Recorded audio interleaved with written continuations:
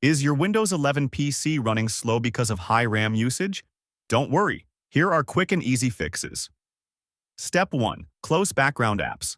Press Ctrl plus Shift plus Escape to open Task Manager. Click on the Processes tab and check which apps are using the most memory. Right-click Unnecessary Apps and select End Task. Step 2.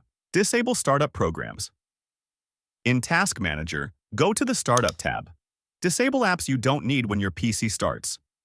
This reduces memory load right from boot. Step 3. Uninstall background apps. Open Settings. Click on the Apps. Click on the Installed Apps. Click the three dots on Unused Apps and click Uninstall. Step 4. Increase virtual memory search. Advanced System Settings in the Start menu. Under Performance, click Settings. Click on Advanced Next in Virtual Memory. Uncheck Automatically Manage. Set a custom size, 1.5 times your RAM, and click OK. Step 5. Scan for malware. Open Windows Security, go to Virus and Threat Protection and run a quick scan. Malware can secretly consume RAM. Then restart your PC after applying these fixes.